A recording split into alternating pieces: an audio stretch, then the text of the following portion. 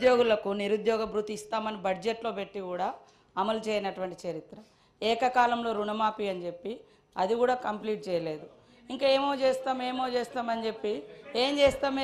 మీరు మండలిలో ఒక పెద్ద వ్యక్తిగా ఉండి నిరుద్యోగులను ఏమైనా చేస్తారా అంటే అలాంటి అంటే భయోత్పాతాన్ని కల్పించే అటువంటి వర్డ్స్ ఎట్లా వాడతారు మీరు?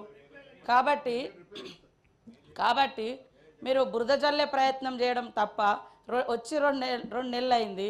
మేము గ్యారంటీలలో మహిళల కోసం బస్సు ఫ్రీగా పెడితేనే తట్టుకోలేక పదే ఆటోల విషయాలు తీసుకొస్తున్నారు. మరి ఒక ప్రభుత్వము ఒక జనానికి ఉపయోగపడేది ఒక పథకం తీసుకొస్తే ఇంకొకరికి కొంచెం నష్టం జరిగితే దాన్ని ఎట్లా పరిష్కరించుకోవాలని చెప్పాలి. కానీ దాన్నే పెద్ద ఎజిటేషన్గా తీసుకొచ్చి రోడ్ల మీదకి తీసుకొచ్చి అంటే బస్సులు పెట్టద్దా చెప్పండి. మీరు మీ స్టేట్మెంట్లో ఏముంది తెలుసా? ఒక దిక్కేమో బస్సులు పెంచండి అంటారు, ఒక దిక్కేమో ఆటోలను కాపాడండి అంటారు. ఈ రెండు ఎట్లా కుదురుతుంది? అది ఎట్లా కుదురుతుంది?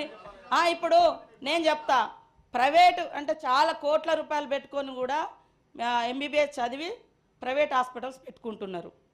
అంటే ప్రైవేట్ హాస్పిటల్స్కి ఎవరు పోలేరని మన ప్రభుత్వ దవాఖానాలు మూసేసుకుంటామా? ఆలోచించండి. అంటే పెట్టద్దా చెప్పండి. ఫ్రీ బస్ ఒక్క పథకాన్ని అమలు చేస్తే మీరు పదే అదే తీసుకొచ్చి మీరు ఇట్లా ఆలోచించుంటే ఇన్ని సమస్యలు ఎందుకు వచ్చి ఒక్కరోజు ప్రజావాణి పెడితేనే వేల మంది ఎందుకు వచ్చే పరిస్థితి?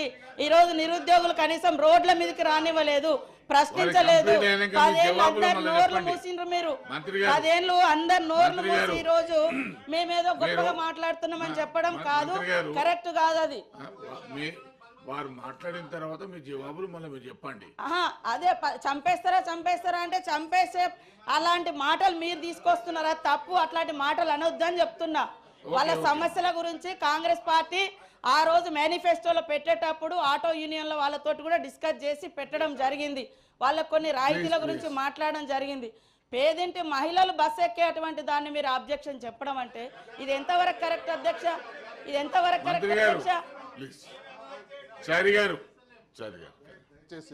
అధ్యక్ష? అధ్యక్ష తమరు గమనిస్తా ఉన్నారు. ఇందులో రెండు విషయాలు వేరు.